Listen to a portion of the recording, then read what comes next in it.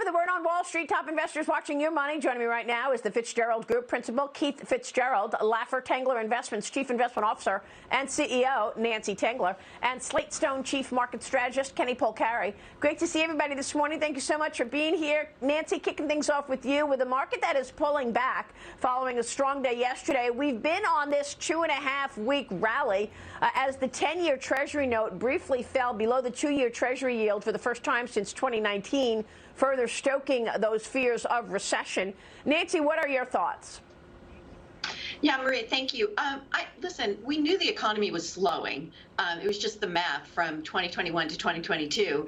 And we knew the Fed was going to be more hawkish, and indeed we've seen that. And I think what the market did was we got all of that reaction earlier in the year. And our position had been, once we got the March 16th meeting where we heard the announcement of a rate hike, that the market would look through that for future performance. And indeed, that is what is happening. So we continue to like many names in the sectors that are the most productive in the S&P. So that would be energy and technology. But we also, because what we expect is that as the PMIs are rolling over, earnings revisions downward will follow, and you want to own the reliable growers. So names in technology like Microsoft or Palo Alto Networks that we've owned and talked about for many years, actually. But in addition to that, you're going to want to branch out somewhat and really be focused on the dividend growers, because that's a further hedge against inflation. So if you look at a company like EOG, natural gas, they've been raising the dividend 55% annually for the last 5 years.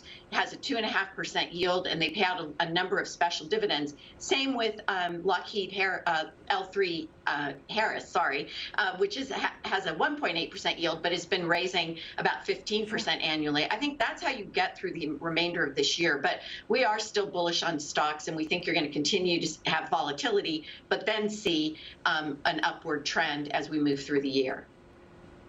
I mean, it's been such a volatile moment year to date, but at the same time, this just last 2.5-week period was really growth coming back up to the front. Keith, let's talk Apple. Apple yesterday saw the stock rise for the 11th straight day, marking the technology giant's longest winning streak since 2003.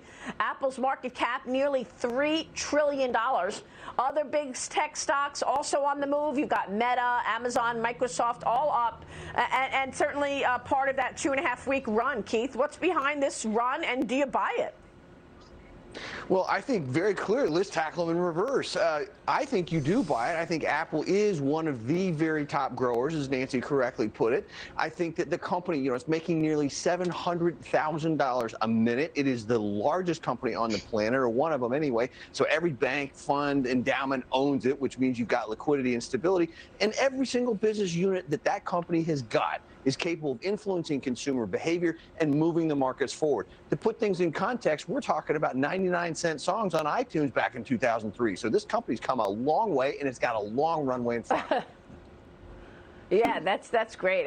It's amazing that it's almost $3 trillion. Look, I wonder if any of this is going to get an impact by the macro story that is slowing. Kenny, let's talk jobs. We were standing by for the March ADP report. It's due out in an hour and 10 minutes. Economists are expecting a gain of 450,000 private sector jobs for the month of March. We are also looking ahead to the Friday report, which we will likely see a similar number. What are you expecting, and how much of this good news is priced into the market?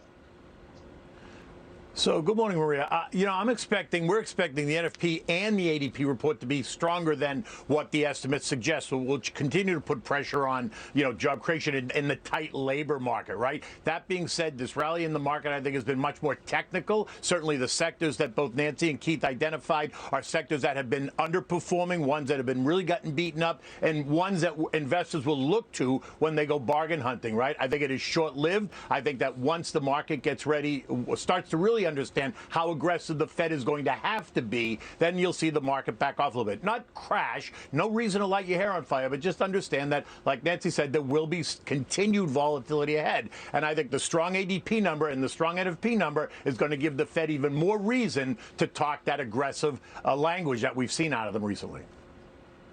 Well, Kenny, look at this market year to date. The Dow is down 3%, the Nasdaq down 6.5%, S&P down almost 3%. We are in the first quarter, which is about to end tomorrow. Is this reflective of what you think happens rest of the year, and that is a down market? I mean, I know we've come back quite a bit in the month of March. So what should we be looking at as an indicator for the rest of the year ahead of this first quarter earnings reporting season?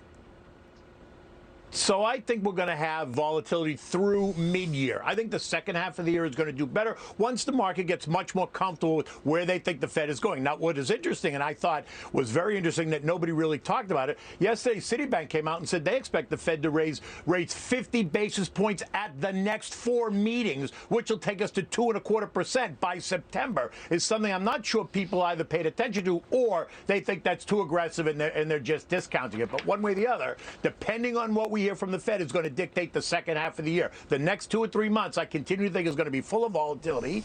But like Nancy and Keith both said, places where you should find some stability would be in the big dividend payers, the multinationals, consumer staples, energy, and financials. Yeah. Well, you all agree on that. Yeah, well, we've been reporting that for the last couple of days, that Citi's expecting a 50 basis point hike in May, June, July, and in September.